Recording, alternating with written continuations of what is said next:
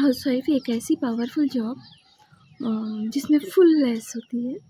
तो चलिए आज इस जॉब के बारे में बात कर लेते हैं। हेलो फ्रेंड्स, वेलकम टू कंचन की सृष्टि।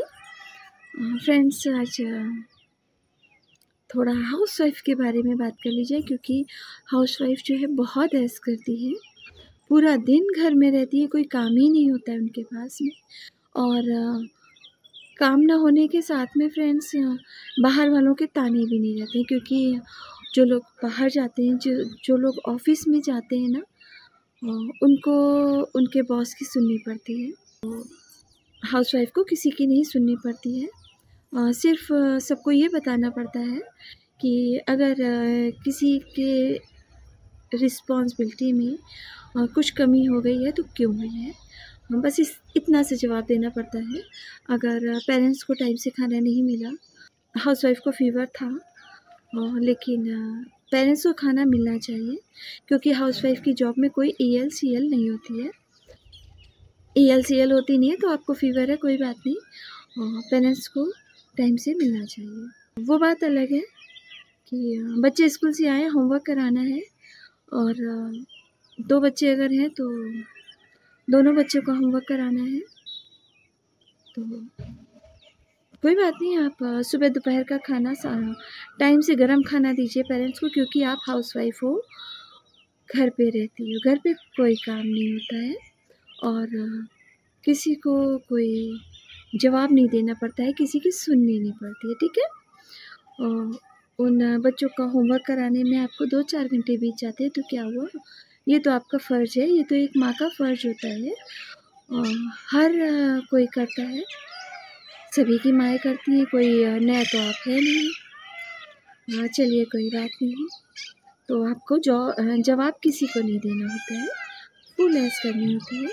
हाँ, वो बात अलग है कि सुबह का झाड़ू पोछा, बर्तन, कपड़े, खाना और बाकी मेंबर्स के जो अधूरे काम हैं उनको कंप्लीट करना, बस इतना ही तो है।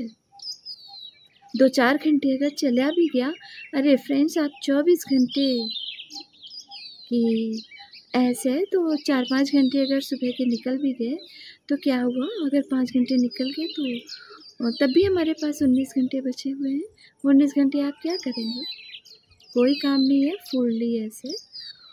कोई बात नहीं, आपने बच्चों का होमवर्क करा दिया, 2-3 घंटे लग गए बच्चों का होमवर्क कराने में, कोई बात नहीं। सुबह का 5 घंटा ही तो लगा था, शाम के 2 घंटे और सही, 7 घंटे ही तो गए, बाकी तो 24 घंटे आपकी ऐश थी।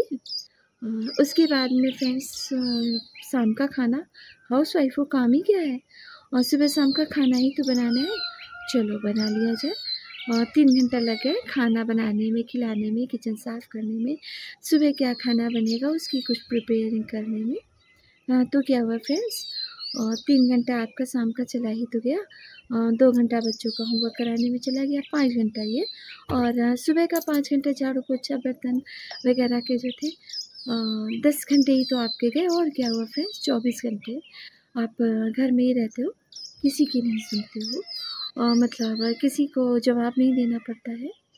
तो बस या यूँ कह लीजिए कि जवाब नहीं दे सकते हैं, क्योंकि आपको बैठ के खाने को मिलता है। उसके बाद में फ्रेंड्स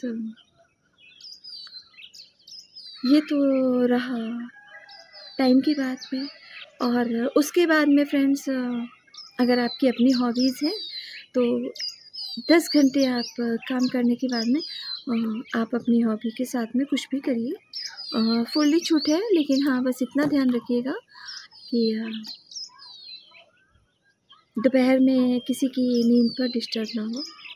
और आपकी नींद, अरे रात भर क्या करोगी, और सोगी ही तो, रात में भी सो जाती हो, दिन में भी सो, ऐसे थोड़ी ना चलेगा फ्रेंड्स। तो दोपहर में आप अपनी हॉबी कंप्लीट कर सकते हैं। ये था हाउसवाइफ का टाइम।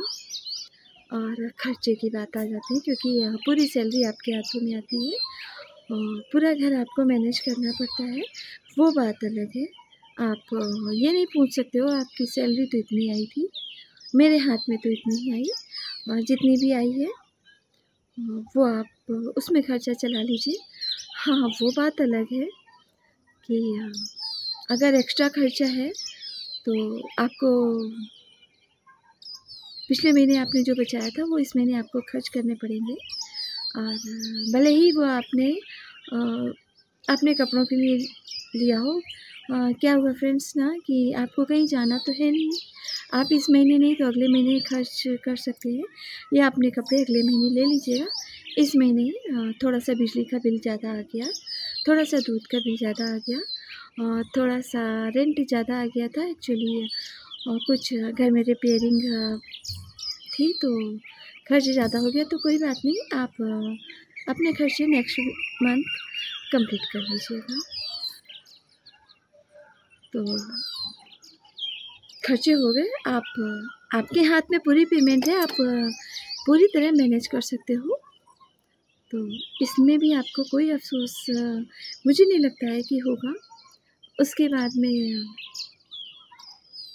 इमोशन तो होने ही नहीं चाहिए, आपको अपने पेरेंट्स के प्रति या आपको खुद के प्रति, ठीक है। आपको आपके पेरेंट्स ने जब इस कंपनी में भेजा था तो आपके साथ ये चीज़ क्लियर रही होगी कि इन लॉज हैं, उनकी पूरी केयर करनी है जब तक वो है। वो बात अलग है, इन लॉज की केयर करते करते आप खुद इन लॉज की एज में आ गए तो कोई बात नहीं, केयर करना ज़रूरी है। पहले इन लॉज की, फिर बच्चों की, क्योंकि वो तो फ़र्ज़ है ना आपका। आप उस फ़र्ज़ से कैसे मूव कर सकते हो। तो अपना फ़र्ज़ देखिए, जितना अच्छा आप फ़र्ज़ निभाएंगे उतना ज़्यादा आपको समाज इज्जत देगा। समाज जो कि अगर आप दुखी हो तो मरहम लगाने नहीं आएगा, लेकिन आपने ज़रा सा घाव खोल दिया ना फ्रेंड्स, नमक लेके हाजिर है आपके घाव पे डालने के लिए। तो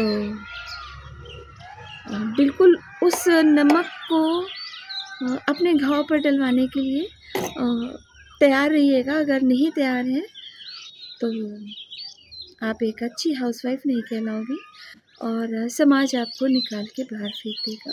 या 2-4 साल 10 साल दिए हैं इस घर को, बढ़िया से रिस्पॉन्सिबिलिटी निभाइए। कोई बात नहीं, आपकी एक गलती आपको समाज वाले बाहर कर देंगे, आपके घाव पे नमक डाल देंगे।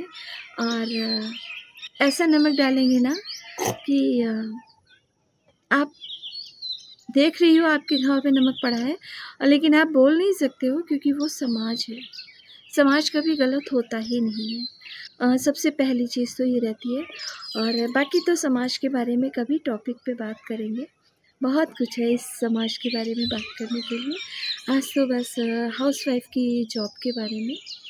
तो फ्रेंड्स, एक इमोशन होता है जिसको हम लोग फ़र्ज से एक्सचेंज कर सकते हैं, और एक ऐश होती है पैसों की, क्योंकि फुल पैसे आपके पास होते हैं। फ्रेंड्स, ये होती है हाउसवाइफ, फुल ऐश करने वाली। और कैसे ऐश करने वाली वो मैंने बता ही दिया आपको। बस कुछ नहीं, ज़्यादा नहीं, बस दिन के 10-12 घंटे ऐश 12 घंटे ऐश करने होते हैं और 12 घंटे काम करने होते हैं। पेमेंट के नाम पे फ़र्ज का तमगा लग जाता है आपको, मेडल मिल जाता है फ़र्ज का।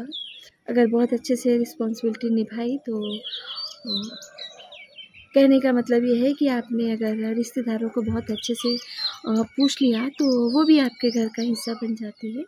और बैठ कर के देखते रहते हैं कब आपका घाव खुले और नमक डाला।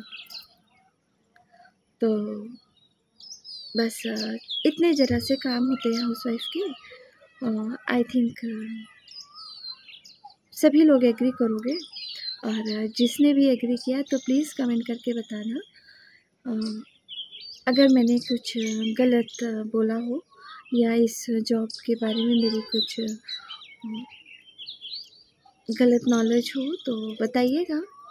क्योंकि आज मैं एक लाइव में गई थी एक्चुअली,